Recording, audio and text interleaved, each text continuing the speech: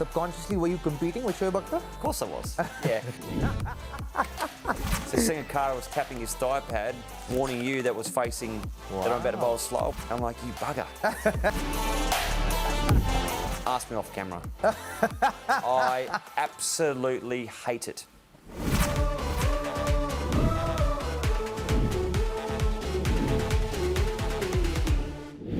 So when you were coming up through the ranks, there was another bowler in the world who was actually flying with his speed. Subconsciously, were you competing with Shoaib Akhtar? Of course I was, yeah. I remember it was an afternoon. We just won a game for my local club, Mossman Cricket Club, and we'd gone back to the pub. And I remember hearing this name, Shoaib Akhtar. I looked up at this little TV up in the corner of the pub, and this guy steaming in, this beautiful run, the black hair flowing, and the action, and the ball flying through. I thought, oh, who the hell is this guy? Yeah. Who is he? So from that moment, I wasn't even worried about the team. I was just like watching this guy run and bowl. I thought, that's exactly what I want to do. Yeah. You know, because I hadn't played for Australia then. I was only playing state cricket. Yeah. And I thought, this guy's bowling absolute gas on what looked like flat wickets. Yeah. Balls flying through. Yeah. So fast forward maybe 2 years, year and a half, and here I am playing against him. Well, my first 12th man duty was before I played my first test in Perth against Pakistan. Wow. The last test against Pakistan, second last test at the Wacker. Yeah. Shoaib was bowling wheels. And I was made 12th man thinking, thank God I was 12th. I don't want to face that. Coming in number 10 or 11 to face that. But yeah, I was watching bowl, watching speed going, watching bowl. So when I burst onto the scene, and it was the race to get to 160, who can get to 160 the quickest. So, you know, we caught up during the times we played against each other after the one days, and that mutual respect for each other. We became friends because we loved doing the same thing, to try to bowl quick. Yeah. But yeah, 100%. The hardest part was bowling and looking up to see what pace I was bowling on the scoreboard. So that was there. Yeah. Okay, well, who do you consider as the fastest bowler, you or Shoaib? And The fastest? Yeah. Look, we both hit 160. I was, you know, to bowl 161 Ks was amazing. Yeah. And Shoaib was, you know, he technically has a quicker ball than me. Yeah. But the thing that I'm most proud of, I've hit my 160, so that was my dream, which I achieved. But I did it for 20 years, bowled over 150 Ks for 20 years. Yeah. So my last big bash match when I was 2015, I hadn't bowled a 150 K, I bowled a 148, and I had to get past because I set myself a goal to do it for 20 years. So I ended up bowling over 150 for 20 years, which is my biggest and most proud achievement. Not about the wickets, because it tells me that my body's been able to cope with the pressures. So, look, during that era where we both bowled quick, I thought it was good for us, it was good for the crowd, good for the speed gun, and hopefully inspired, you know, another generation. 100%. Yeah, that's all you know, I was having fun. Yeah. There was no, you know, it wasn't like I'm quicker than you or you're quicker than me type of thing. We were both trying to be quick together, I guess. Yeah, absolutely. Let's talk about a few opponents now. You've dismissed the master 14 times. I heard that. In international cricket, that's the most by any bowler. I know. Someone told me that. I couldn't believe it. I'm like, really? You got your stats wrong? But no. No, it's actually true. Yeah, I found that out last year. Somebody told me, which I never knew. Can you share with us what those duels were about and what stood out about those duels with him? A lot of praying before I go to the game in the morning. I believe that when you're up against the best in the world, and you guys had a phenomenal side. Oh my God, like quality players. You know, you get you know, Ganguly out, and you got to go get Sachin, and Lakshman comes in, scores 100 against us again. So I had the best era, I think, to play against the world's best. Yeah. But for me, I wanted to step up. I wanted to really challenge myself against the best players in the world. Sure. And I think that I had the ability to go the next gear against guys like Sachin. And my preparation was always solid. Yeah. But also, too, I try to play the batsman, not the face or the name. That was one thing. Even though I'm in total awe of Sachin Tendulkar, like, in my opinion, the world's greatest batsman. Where did you learn that? Not to play the batsman, but not to play From my dad. face. From your dad? My dad never played cricket in his life. Never played sport. Mum was a sprinter. Okay. And Dad was always like... Makes sense. Yeah, and Dad was like, whatever you do it 100%. Yeah. Don't quit. Do it 100%. And he used to always tell me when I was up playing against the Sheffield Shield players, as a grade player, don't worry about what their last name or their surname is. Look at what their feet are doing. Work out what you can do to get their wicket. And that carried through my whole career. So even though that I'm up against Sachin Tendulkar, there's 100,000 people watching, there's millions around the world watching. He's been there for 7 or 8 years already and scored X amount of hundreds. Like, to me, it was, with all due respect, it was like, okay, that's fine, but I'm up against the guy that's holding a cricket bat. Yeah. And you can get him out. Anyone can get out. Yeah. It's just that he doesn't get out as much as most people. Yeah. Because he's so good, or he takes longer to get out. So I had to try to work out, try to find a weakness in his batting, which was extremely hard. Sure. And just not get overawed by the situation. That's probably the best way that I can explain it. And there was times where he fished one, got a nick, and I got a bit lucky, or a chop on type of thing. But hey, I used to love watching him bat. Yep. But to see number 10 on his shirt walking off, if I'd nicked him off, that was even better. Yeah, I can imagine that. But you also played against a lot of other greats in the world. To name a few, Rahul Dravid, Yep. Brian Lara, Yep. Shaq Callis. Yep. But what was it like bowling these guys? I don't know whether everyone will agree with me here. In my opinion, I believe the greatest batsman in the world is Sachin Tendulkar, in my opinion. Okay. The greatest cricketer is Shaq Callis. Yep. And the reason why I say that is because he can be in any team as a bowler, any team as a batsman. And fielder. And fieldsman. I mean, caught all those catches. So I'm up against, and you mentioned Dravid. I didn't even mention him in that first round. I mean, what a phenomenal bloke, what a phenomenal player. So, yeah, I was always up against what I thought was the best era to play in. And no disrespect to the other eras, because they didn't have any helmets back, in the 70s and 80s and that type of thing. So it would have been difficult. Yeah. We go back to 30s and 40s where you got body line and everything. But the era that we played in was amazing. Yeah. And the batsman that I came up against was sensational. Yeah. The toughest batter you've bowled to? Toughest was probably Brian Lara. Yeah. Most challenging was definitely Sachin. Okay. But probably the toughest. So with Sachin, the best way I explain it, if I bowled a ball on off-stump line, he'd hit me down the ground if it was fullish. So where I bowled the ball dictated where he hit the shot. Yeah. Now I could bowl 6 balls on the top of off-stump and he'd drive me down the ground. Yeah. Same shot. Yeah. Brian Lara, I could bowl 6 balls on off-stump. He hit me 6 different directions. Yeah. And I'm like, how can this happen? Yeah. That one's going to hit the top off stump. He's worked me behind square.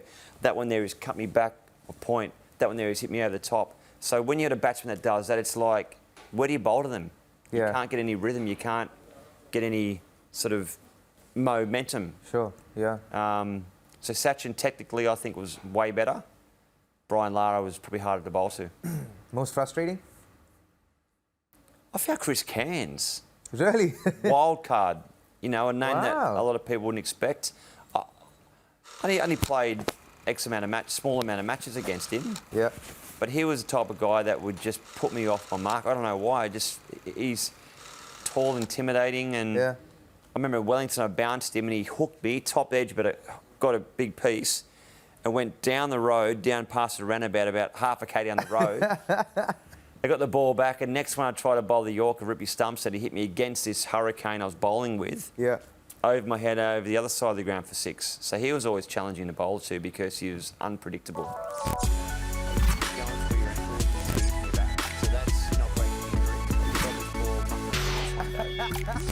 Now, let's come to the era we're in right now, where cricket has evolved into. Do you think it's actually legitimately possible for a fast bowler to play all 3 formats for a long period of time? I think it is. What I think, actually, I know the reason why guys aren't maintaining their speed at 150 Ks. Now, if we think about, the way the batsmen these days are trained, they're hitting the ball further than what they used to. There are still some shots back in our era that went for, bigger sixes or whatever. Yeah. Or they hit the ball harder. But on a general scale, the batting power has increased because of their training. Yep. Whereas the pace of the bowlers, if the pace was increasing over 20 years the way it should, Why aren't bowlers bowling 160, 165 Ks now? Yeah. It's probably gone the other way. The pace has fallen off. And I think it's the way they're training. Okay. So what they do, first thing a general coach would do is, right, let's bulk them up so they don't get injured. Yeah. So the first thing they do is put weight on them, put size, body mass, and heavy weights can slow you down, and heavy bulk can slow you down. Yeah. Plus, every kilo you carry extra weight is going through your ankles and your knees and your back. So that's not great for injury. And now there's all these kids coming through the ranks that have been told, oh, you can only bowl 4 overs today. Correct. What do you think about that? Ask me off camera. I absolutely hate it. I hate it. You know, and even watching my son, who's a really good cricketer, 16 and a half, he had one time where it was like, you can't bowl in the nets this week because you're red flagging. So what?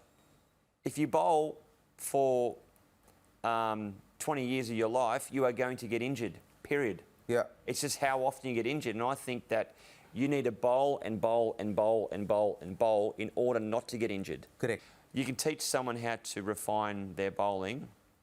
You can't teach someone to go from 120 to 150 Ks that often. Yeah, I agree. It's doable with some correct training, but it's hard. It's hard work. Raw pace is beautiful. I love it. It's a gift, isn't it? Gift. And how important do you think is it for bowlers to have variations in this T20 era? Well, to go back on, can bowlers play all 3 formats? Yes, they can. And I think sometimes in this format, variation's crucial, but also to a lot of the variation then spills over to 50-over cricket and can spill over to Test cricket because doing that is easier on the body than doing that.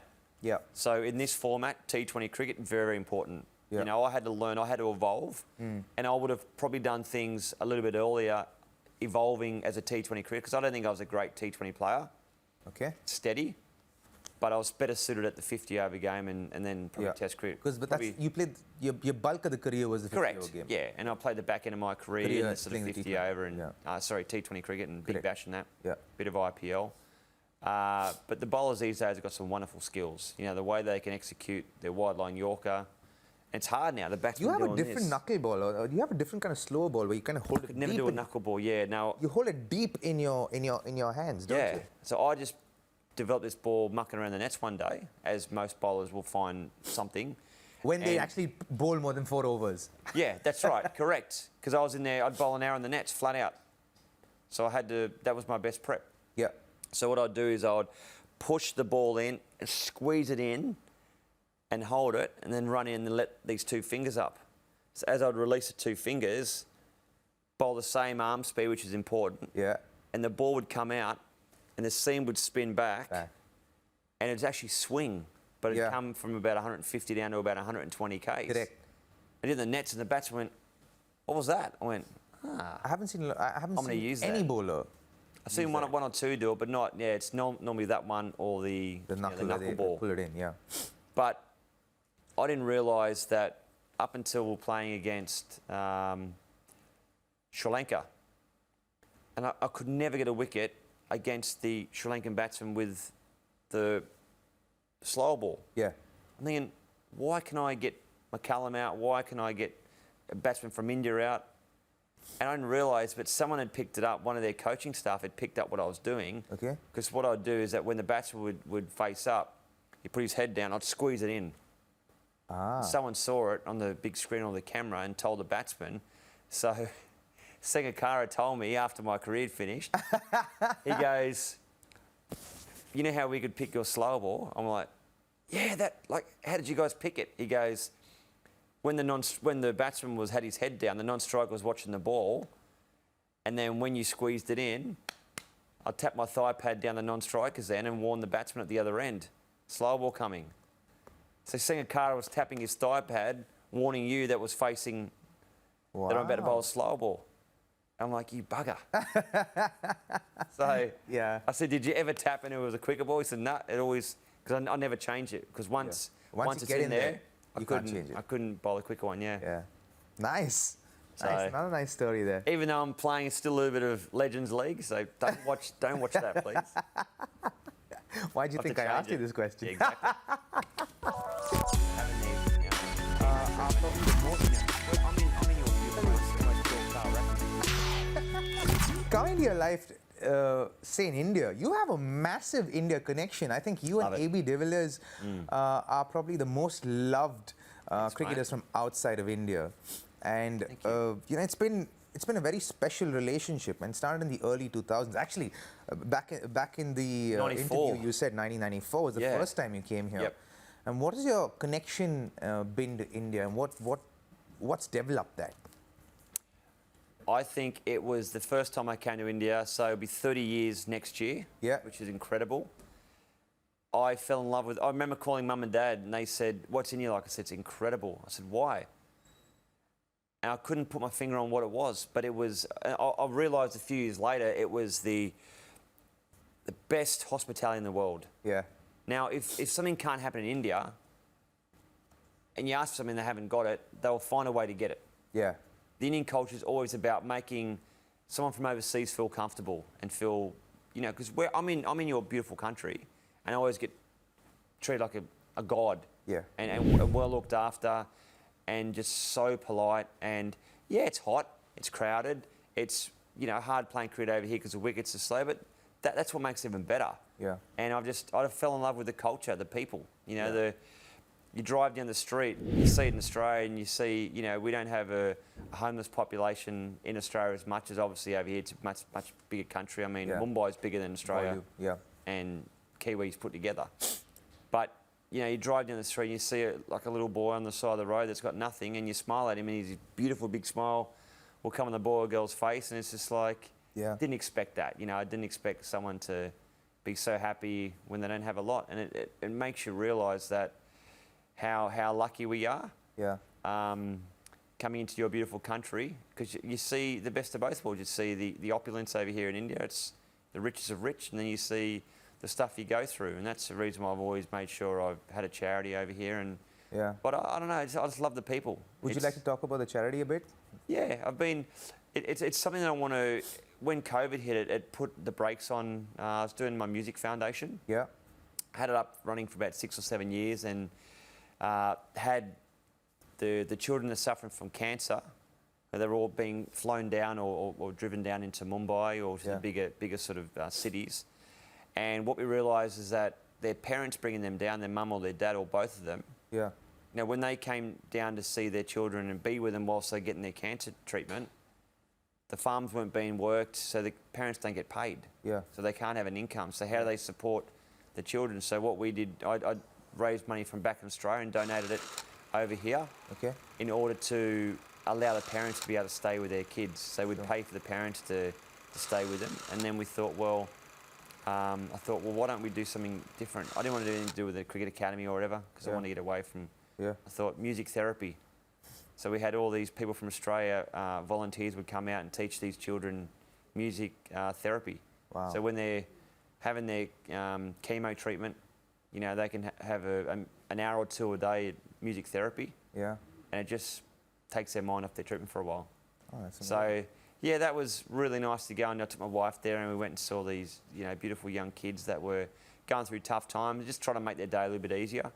But as I said, when COVID hit, it slowed everything down. But now that I'm back over here again, I want to get that cranked up again. Whether it's the same thing or something a little bit different, we'll wait and see. But I'll always do something over here because I've taken so many great memories out of India. I want to put back in as well. Yeah, it's amazing. It's incredible that you've been able to add value in that sense. Thanks, man. And I promised you at the beginning of the show that we will speak about that longest six. What was that like for you? I was batting with Nathan Bracken against the West Indies. Darren Power was bowling. Yeah. And they were bouncing and bouncing and bouncing me. And I'm ducking, weaving, got hit in the shoulder, hit in the ribs. And I said to Brax, I said, if they pitch one up in my area, I said, I'm going to pump him into that top tier of the Gabba. And so I'm waiting for the ball to be pitched up. And he pitched one up, and I just swung as hard as I could, like I would on the driving range, and hit this thing on the up, and I heard I thought, that felt pretty good. I looked up, and I went over the top of the Gabba roof and out the back onto the train net. And Carl Rackerman, that played for Australia, fast bowler, he was walking from the main gates through the back of the sort of change room area, out the back where the nets are, and the ball nearly landed on his head. So Really? almost killed Carl Rackerman, which... And yeah, and then they measured it, and they said it was 143 metres or something. Yeah. I hear you debate with people about if it's 143 or 146. I don't know what it was. They somehow tried to measure it, and it came at 143 or something. But amazing. I know I got it, but using that...